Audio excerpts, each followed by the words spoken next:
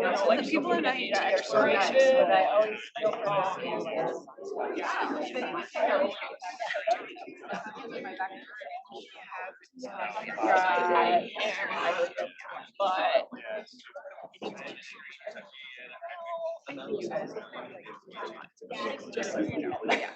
Okay, welcome back, everybody. Before we get to our next panel, I just want to take a moment to say welcome to our undergraduate friends from Texas and Dr. Jenny DeMarco. Thanks for being here. Thank you to all the guests in the room.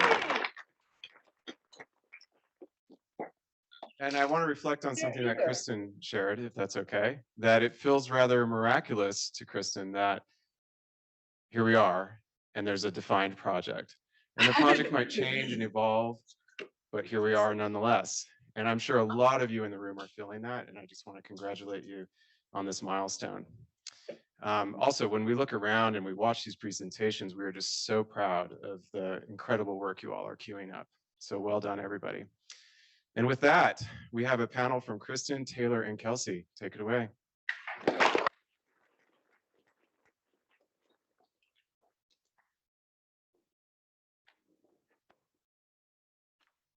Hello, Kristin Anderson, Kelsey Johnston, and I, Taylor Baxter, are here today to discuss managing for coexistence, mitigating human impacts on public lands.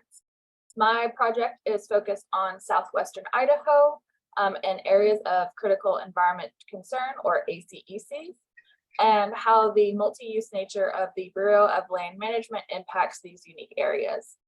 An ACEC is a designation that highlights areas where special management is needed to protect important historical, cultural, scenic values, fish, wildlife, or other natural resources. I will mostly be focusing on recreation and range use.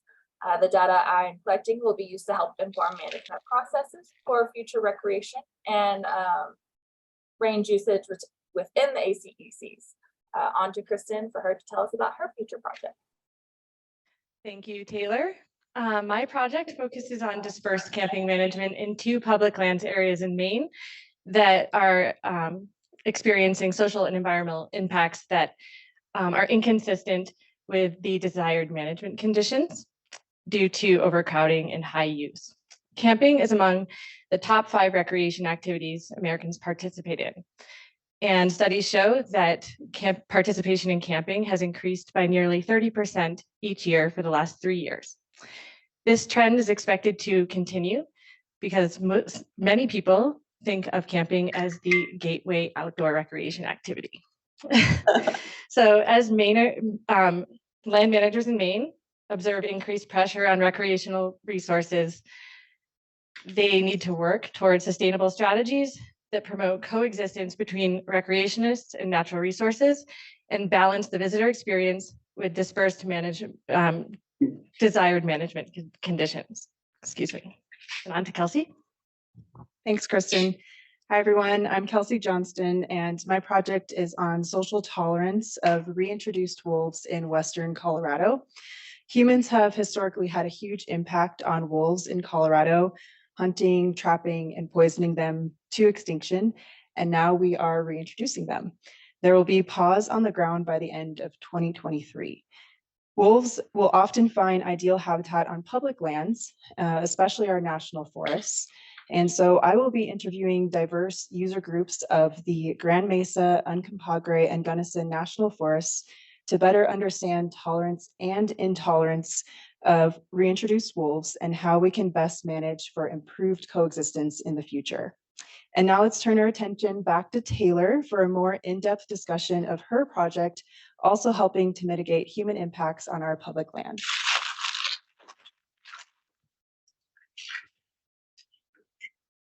Thank you, Kelsey.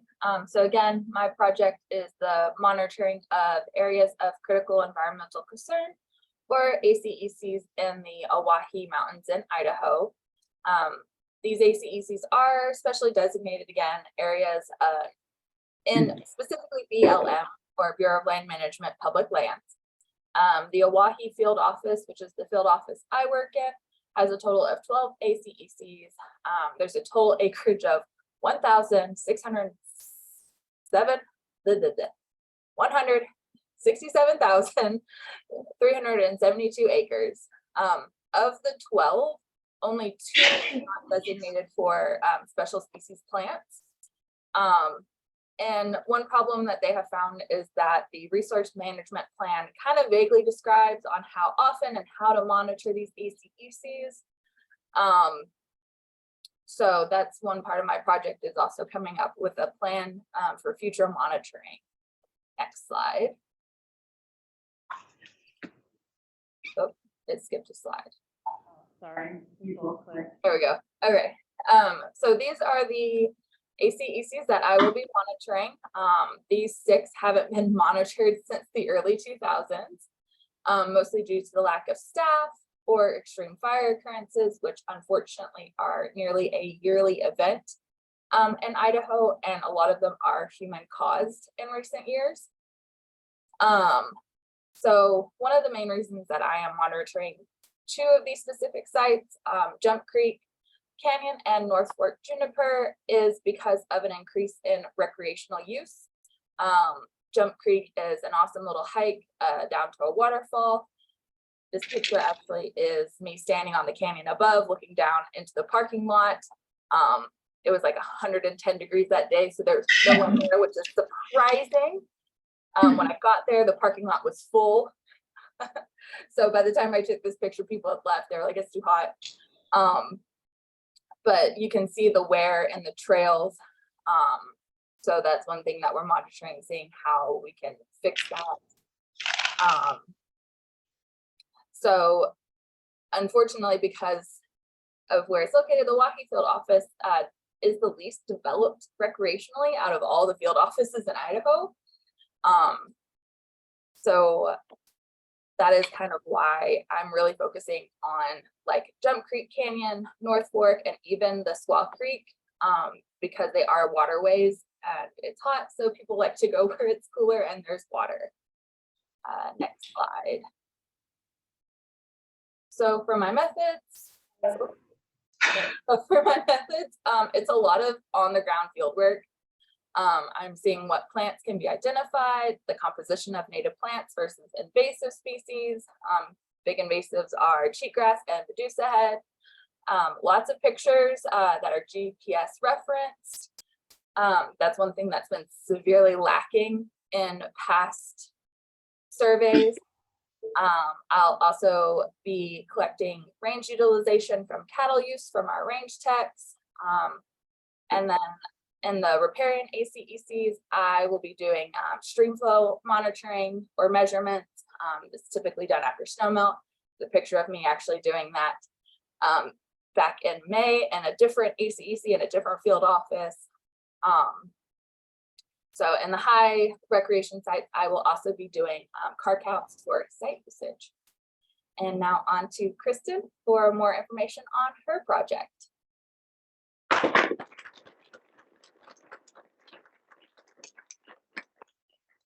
Thank you, Taylor. As I said, I'm working on dispersed camping management in Maine. I'm focusing on the Down East Regional Management Area. The landscape looks like this. It's like when you think of Maine, you think of that, right? I'm working in this area near Acadia National Park. My project locations, the easternmost circle on the map is Cutler Public Lands, also known as the Bold Coast. Some of you may have read about it. It seems very popular. And the westernmost circle on the map is Donnell Pond Public Lands. And that is also a very popular place, slightly inland. And for reference, the star on the map is Acadia National Park. So the Maine Bureau of Parks and Lands manages 2 different kinds of lands, state parks and public lands. And so when I use the word public lands, I'm not speaking of general federal public lands. I'm speaking of the very limited number of 600,000+ acres the state of Maine manages. So that's where my project is. So although Maine's public lands, these 2 units that I'm studying are managed really similarly to public lands here, the Forest Service, they are largely unstaffed. There's not enough staff to have people on the ground at every location all the time. They have unregulated entry points. They're open to the public without fees or reservations. And they are managed for multiple uses, depending on their management allocations. So the camping areas I'm studying are in public lands management areas that are allocated as special protection areas. And non-mechanized recreation is their primary allocation. And what that means is they're supposed to be managed for to minimize human footprint and maintain a remote and undeveloped character.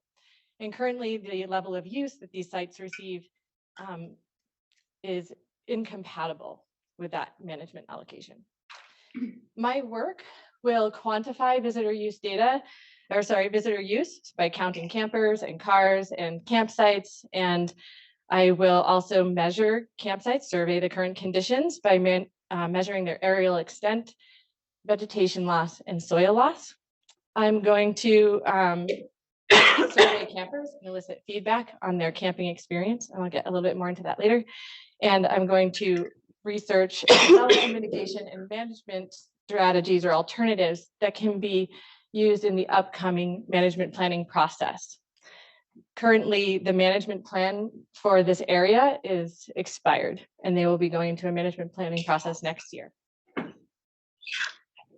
Some challenges I anticipate. These public lands serve a diverse group of users. As I said, this is non-mechanized, so maybe not as multiple use as other areas, but in my mind, particularly residential locals use this spot and have for generations, possibly before the state even owned it. And then we're also serving visitors who are traveling from out of state as tourists to have their pristine Maine camping experience. Historically, these sites have been unmanaged. So any investigation into new management strategies could be contentious, particularly probably among the locals. And then I'm going to have some time constraints to be able to collect this data. Opportunities is for me to provide data to inform the upcoming management process and to provide data to share with stakeholders and the public when we enter that phase of public engagement. And potentially the management alternatives that come from this could improve the visitor experience at these campsites. I'm also hoping to create a replicable process because this isn't the only area we're experiencing kind of like untenable growth of interest of recreational use. And then hopefully whatever comes of this can help us align the conditions with the desired management conditions of the state. So I'm working primarily with the Maine Bureau of Parks and Lands in the Department of Agriculture, Conservation, and Forestry. They lump them all together. And my sponsor, Rex, is the Director of Planning and Acquisitions. And our office works closely with the Maine Office of Outdoor Recreation. And as we get more data collected and closer to that management planning process, we will identify regional stakeholders and develop an outreach and public engagement plan. And that's my project. On to Kelsey to talk about wolves.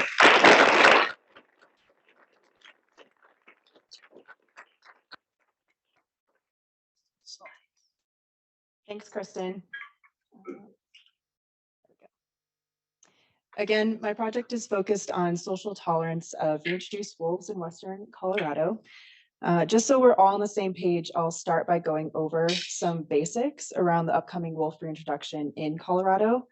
So beginning this fall and winter, about 10 to 15 wild gray wolves will be captured from the Northern Rockies states of Montana, Idaho, or Wyoming. If necessary, wolves may also be captured from Eastern Washington or Eastern Oregon. The same process will happen annually over the next 3 to 5 years, adding up to a total of 30 to 50 wolves captured. So captured wolves will undergo a health assessment, be fitted with GPS collars, and then be transported to release sites in suitable areas of Western Colorado. So what do we mean by suitable areas? 2 geographic areas in Colorado have been identified as ideal release sites. One, the northern release site you can see here on this map is between Glenwood Springs and Vail. And then the other more southern release site is between Gunnison and Montrose. According to a recent study, the green areas indicated on this map offer both the best wolf habitat and higher social tolerance. So higher social tolerance is seen as less conflict with humans. So that's why these release areas were chosen. Also, the CPW took into consideration a certain buffer between other surrounding states and tribal nations. But of course, as much as we, the humans, would prefer that wolves stay in these nice, neat areas with lower risk of conflict, wolves are likely to migrate many miles from their release sites, up to an average of 50, and inhabit a variety of places which are ecologically suitable, but may have varying levels of social tolerance. For my project area, I will be focusing on one of the largest national forest units in the United States. So the Grand Mesa, Uncompahgre, and Gunnison National Forest, or GMUG, covers over 3 million acres of Western Colorado, roughly circling Montrose and Gunnison. National forests are one of those places that are likely to be ecologically sound habitat for wolves, but also where many human activities take place. They will be an important area to manage for coexistence. And to do that, it is important to understand how the local users currently view wolves and what might increase or decrease their tolerance for wolves. I will be interviewing GMUG users from a diverse range of user groups, which you can see some of those user groups here, with the purpose of understanding their current experience using the GMUG, pre-wolf essentially, and their feelings of intolerance and tolerance regarding reintroduced wolves and what might increase or decrease that tolerance as wolves are reintegrating into the forest ecosystem. Some challenges I can foresee include time limitations of conducting numerous interviews, the logistics of where and when, and selecting interviewees in a way that ensures diverse perspectives are being heard. However, I think this will also be an excellent opportunity to make sure those diverse perspectives are included by giving a different avenue than going up in front of a public forum, for example. Past studies have shown that by offering a confidential one-on-one interview setting, the silencing or conforming efforts or effects of social pressure can be better avoided. So I'm hopeful that this project will add to the scientific community's understanding of this issue from more diverse perspectives. This project does relate very well to my own career goals, as I hope to work in the field of human carnivore coexistence. And I also want to extend a big thank you to my community sponsor, Matt Barnes, with Shining Horizons Land Management, who is an expert in promoting coexistence with large carnivores on working landscapes. My deliverables will be largely guided by what is learned from the interviews, and there is the possibility of this research producing policy and management recommendations. There may also be community needs-driven actions which future MEM students could potentially turn into a project. Thank you very much, and I think we'll now take questions as a panel.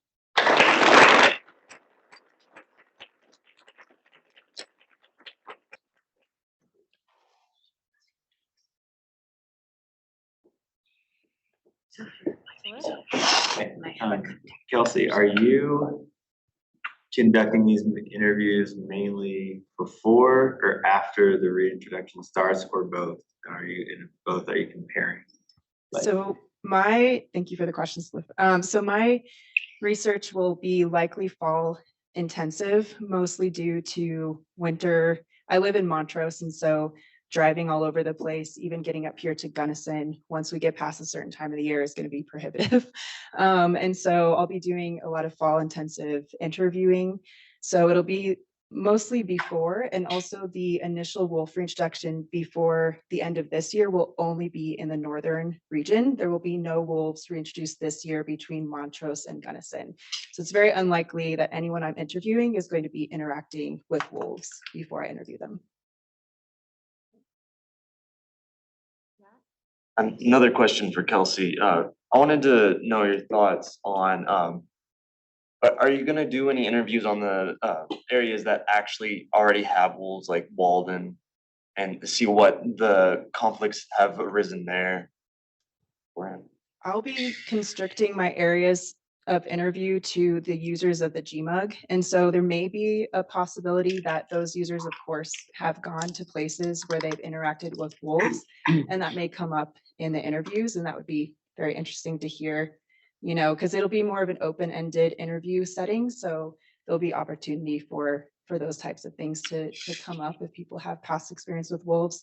But for my purposes, I'll be focusing on studying kind of people's experiences before wolves are in that national forest region, if that answers your question. Kind of.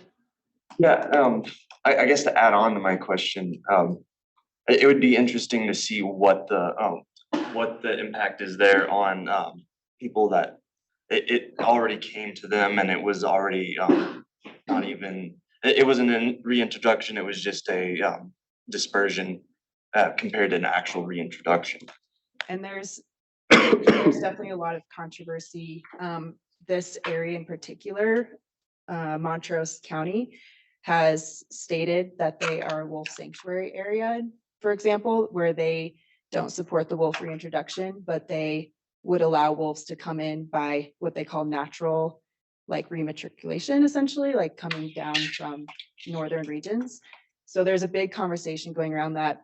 But, you know, that's just one perspective, right? So there's a lot of different perspectives in the county, and that's kind of what I'm hoping to talk to people about and get a little bit more to the forefront, is maybe some of those more diverse perspectives that aren't kind of the central, like, dominant narrative that we tend to hear.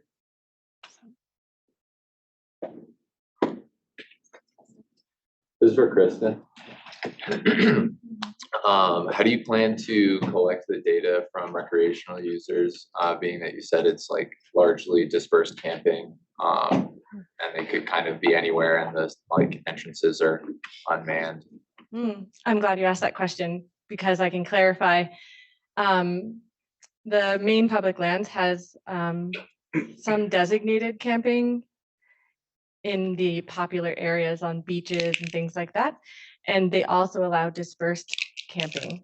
It's supposed to be low impact camping and no fires and that kind of thing. But of course, people do develop those. But I'm focusing on the high impact areas where we're seeing high impacts. So people tend to cluster. They're clustering around 2 beaches on a lake. And then they're in one, that's actually only one site. The other site is like a small backpacking loop.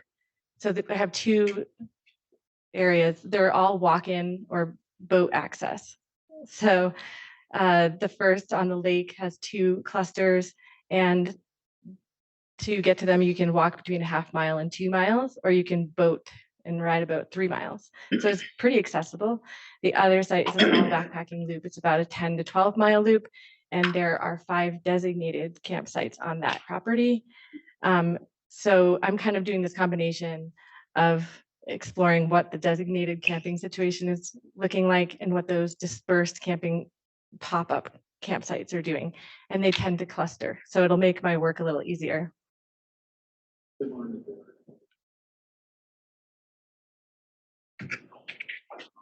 This question is for Kelsey. I'm curious how you plan on synthesizing and presenting the informational interview through the project and also to the public.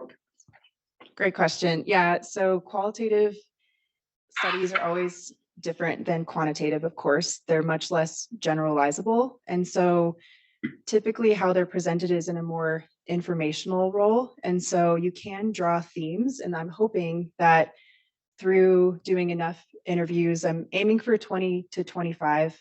If there's time, I may do more, we'll see. But through doing, and that's pretty standard across qualitative literature, like even peer reviewed. So it is possible to get it peer reviewed and published even with that small number. But the trick essentially is to, you know, kind of steer away from making generalizations and having that be the point of the research, and to more draw themes.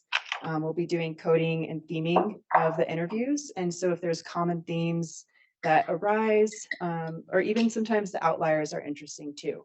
And so, you know, if you can kind of compare to the general narrative that's out there and say, well, you know, here's some differences of opinions, these people's opinions and experiences matter too, and they belong in the scientific literature as well. that's kind of how you can put that out there. And then possibly it may, even after I've graduated or whatnot, there's some possibility for almost more of a journalistic sort of approach to it, maybe turning it into a radio program, or disseminating it by like other publications. High Country News, for example, might be interested in something like that. So. One more question, please. Yeah, for Kelsey too. Are there educational like resources being deployed in any way? Like as far as like on the oppositional side or on the in favor side?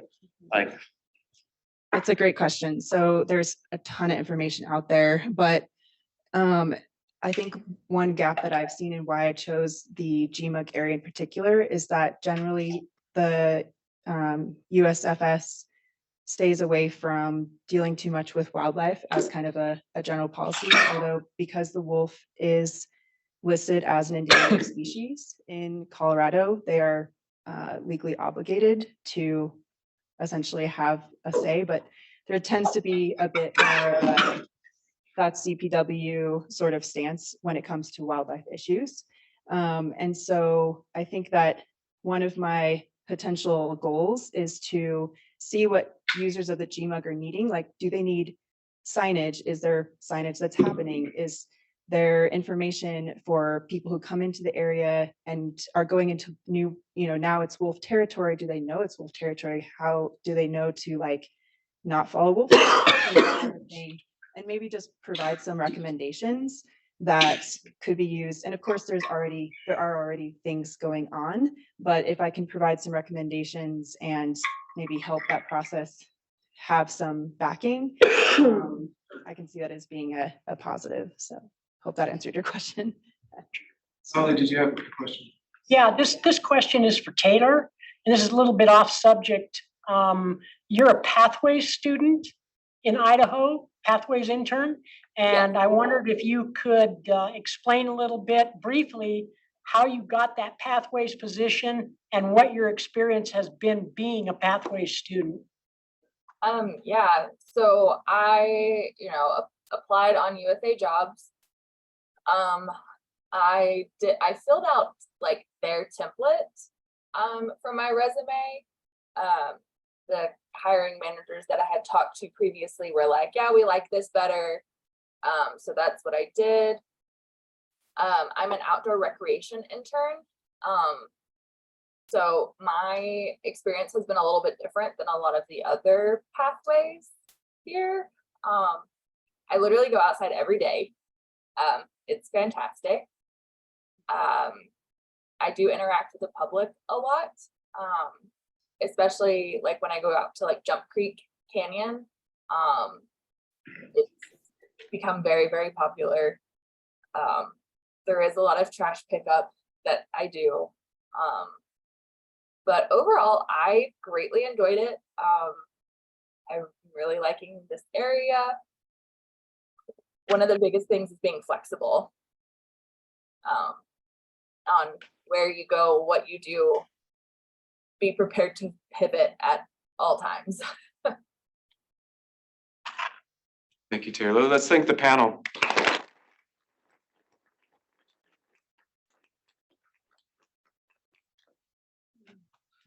And I invite our next panel to come on down as we transition.